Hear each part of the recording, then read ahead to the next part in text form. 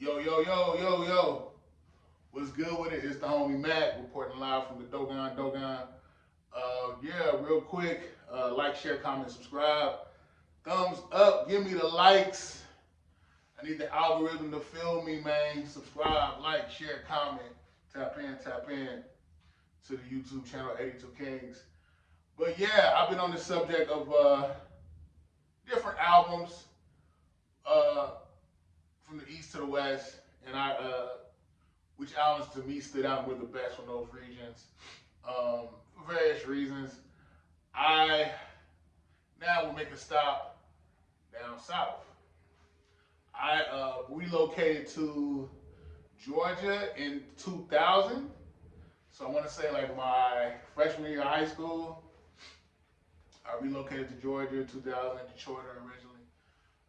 But I've lived everywhere. But I want to say when I moved to the South, let me say this, just to have a full circle type moment to give you guys a perspective on how I process hip hop or just the different things I recognize from region to region.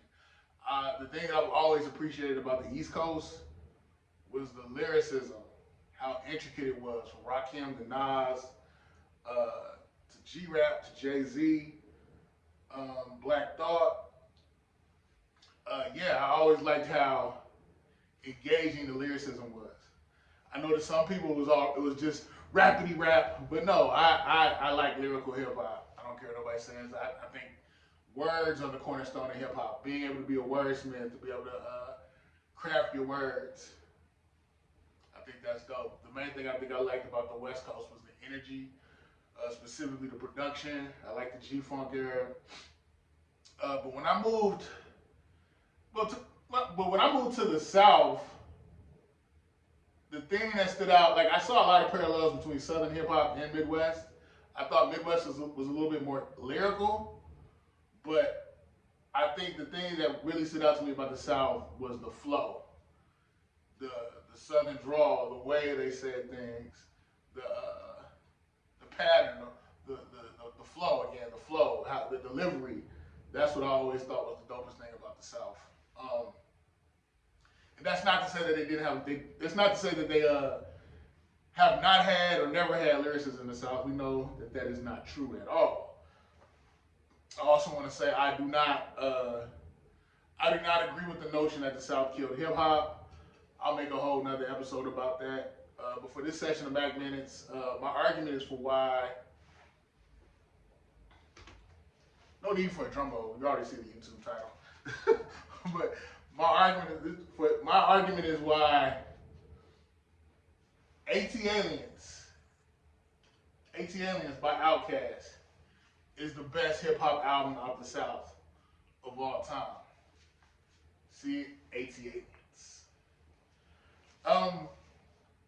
The first thing that I really thought was dope about this album, and I know some people may be like, hey, Mac, there's a lot of dope albums.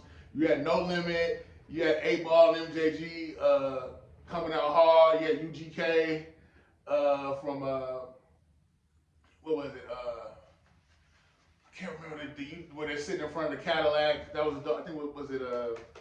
Super Hard. I can't remember. And then you had another UGK album. They had Murder on it, and what else did you have? You had the Goody Mob. Really, the not even just the Dungeon Family, but like there's a lot of dope hip hop that came out the South. Again, sometimes I don't think people give No Limit their flowers like they should. Then you had Cash Money, the whole Cash Money camp. A lot of classic material came out of Cash Money as well. But the thing that I liked about AT Aliens is some people may say, hey, man, AT Aliens ain't even the best Outkast album. To each his own, but this is my show. I think the thing that really stood out to me about AT Aliens was the creativity. The intro, You May Die, how melodic it was, it sounded sonically like nothing in the South. Or in the East or the West for that matter. This album came out in '96. This was actually the first album, this was actually the first album I bought with my own money. Two Dope Boys was hard. AT Aliens was a hard track. Babylon, the mainstream, Decatur song. Like, I can go on and on. This is an album I feel like you can play all the way through, no skips. Um, of course, the lead single off of this was Elevators, Me and You. Me and you, your mama and your cousin too. Like, even that video speaks to their creativity.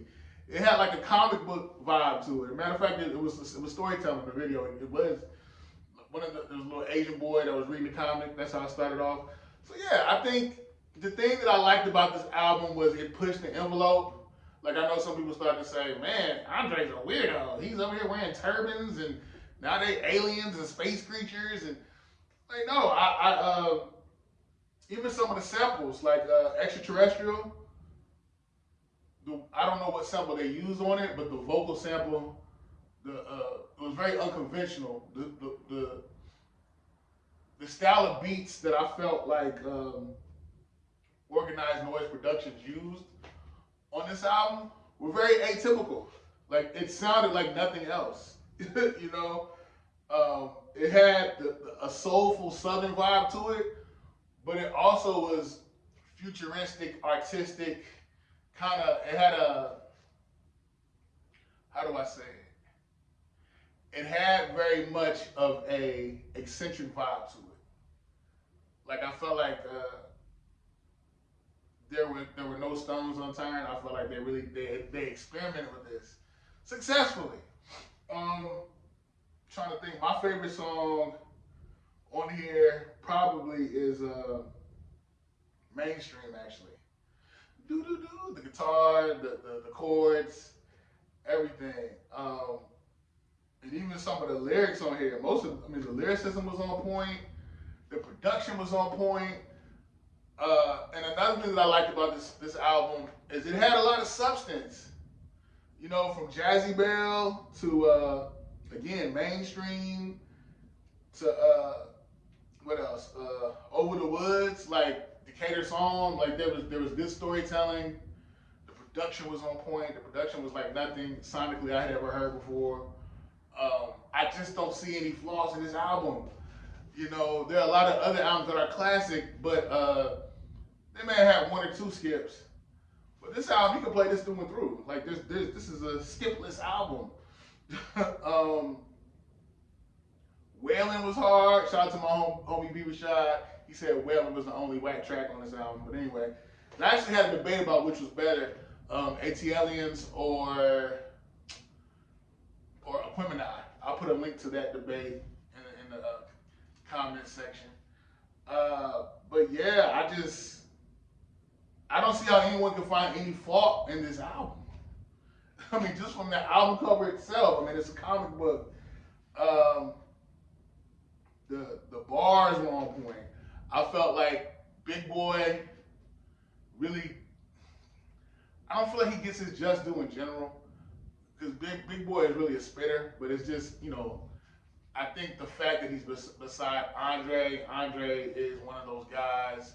It's like Andre is Jordan and Big Boy is Pippen, kind of like a Batman and Robin thing, but I hate saying it like that because it's almost like it minimizes Big Boy's contributions. You could be number two and be dope. And sometimes, honestly, throughout this album lyrically, sometimes Big Boy was actually outbarred 3 Stacks. Just my opinion. But yeah, it's the homie Mac, music art, culture, knowledge. Like, share, comment, subscribe. Tell me why you disagree with me. Tell me what you think is the best Southern hip hop album of all time. This is just my argument. Again, I feel like the production was there, the content was there, the depth was there. It was soulful. It was eccentric. I know I'm repeating myself, but lastly, it was conscious. There was political. There was social political commentary. It was conscious, but it wasn't preachy. It's like your cool ass uncle telling you, man, you might want to slow down, bruh. You might want to slow down. You might want to tighten up, because, you know, these white folks, they got these laws set up for you, and understand the pattern of what's going on, and stay about the BS. But anyway, it's the homie Mac. Like, share, comment, subscribe. Thumbs up, give me the likes. Take care.